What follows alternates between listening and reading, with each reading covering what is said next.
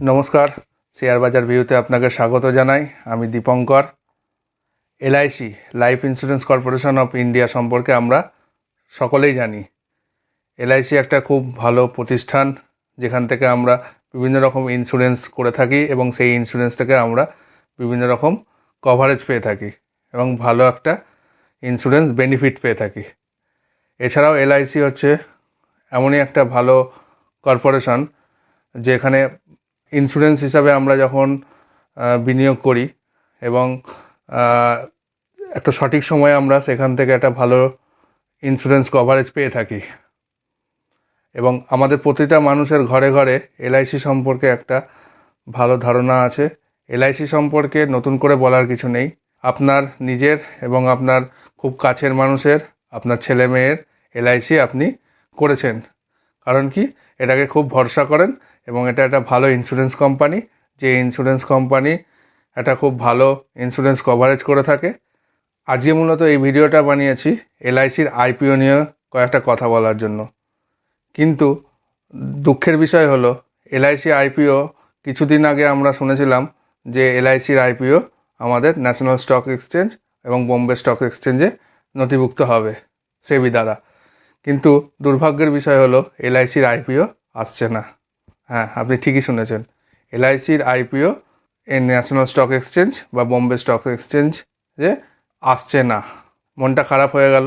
আমরা যারা অনেকেই উদ্বিগ্ন ছিলাম এই এলআইসিতে বিনিয়োগ করব, অর্থাৎ এলআইসির আইপিও আসবে, আমরা এলআইসির আইপিওতে বিনিয়োগ করব এবং এলআইসি যেহেতু একটা খুব ভালো প্রতিষ্ঠান, এখান থেকে একটা ভালো রিটার্ন পাওয়া যায় এবং আমাদের ইনভেস্টমেন্টের টাকা থেকে একটা ভালো মুনাফা আমরা পাবো, সেই আশাতে আমরা এতদিন ধরে বসেছিলাম কবে এলআইসির আইপিওটা আসবে এবং আমরা সেই এলআইসির আইপিও কিনব।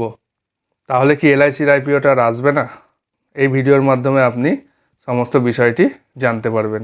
তাই আপনি যদি আমার চ্যানেলে নতুন হন, চ্যানেলটিকে সাবস্ক্রাইব করবেন এবং একটা বেল আইকনে ক্লিক করবেন এরকম নতুন নতুন আপডেট খবর সবার আগে আপনার কাছে পৌঁছানোর জন্য। এবং আপনার শেয়ার বাজার রিলেটেড যে সমস্ত আলোচনা আপনি বিভিন্ন বন্ধুদের মাধ্যমে করেন, সেখানে আমার এই চ্যানেলটির শেয়ার করে দেবেন এবং সেই সমস্ত বন্ধুরা যাতে চ্যানেলটিকে সাবস্ক্রাইব করে। তো চলুন শুরু করি।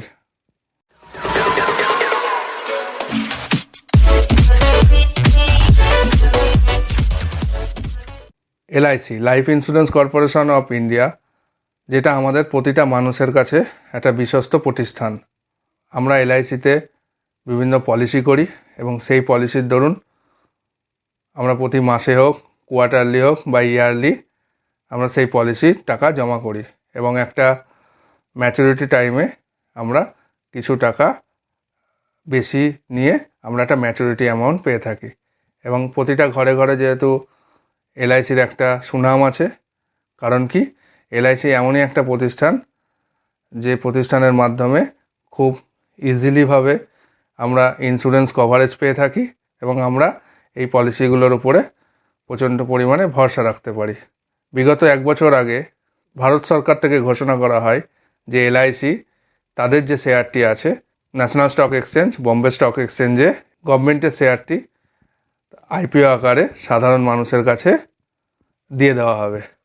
তো এই খবরটা পাওয়াতে আমরা যারা ইনভেস্টার, শেয়ার বাজারে যারা ইনভেস্ট করি, কিছু শেয়ার কেনাবেচা করি এবং সেখান থেকে কিছু লাভ লস করে থাকি, সেই সমস্ত ইনভেস্টার, ট্রেডার, সেটা ডে ট্রেডারও হোক বা ডেলিভারি ট্রেডারই হোক বা লং টার্ম ট্রেডারই হোক, খুব আনন্দের সঙ্গে অপেক্ষা করছি কবে এলআইসির আইপিওটা আসবে।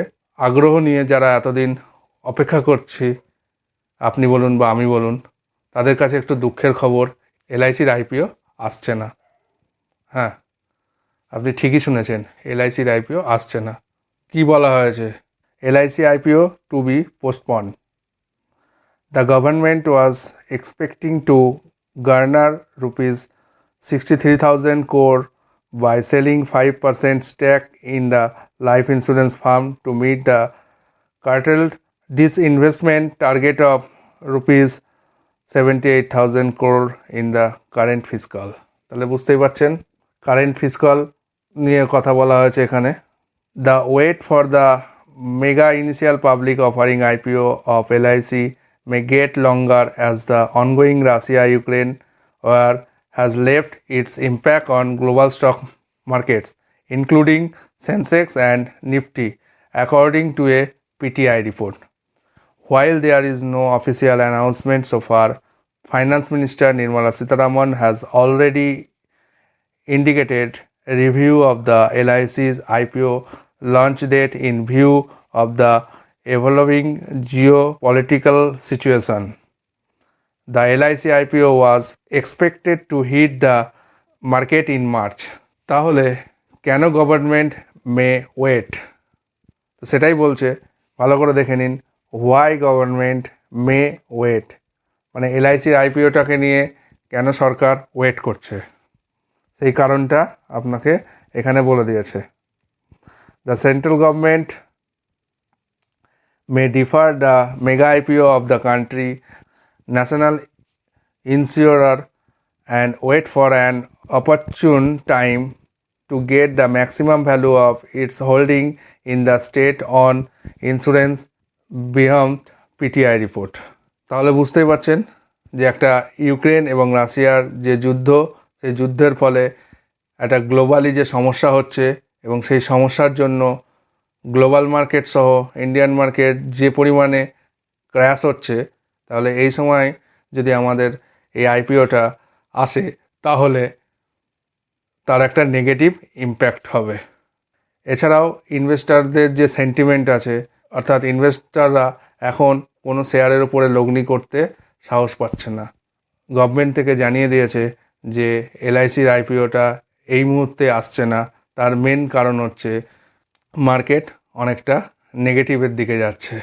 আশা করছি মন খারাপের আর কিছু নেই। এলআইসির আইপিওটা এখন আসছে না, কিন্তু আগামী দিনে অবশ্যই আসবে।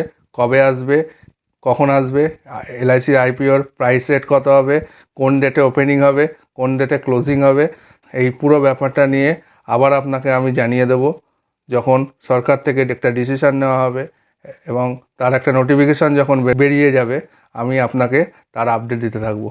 ততক্ষণ ভালো থাকবেন। নমস্কার।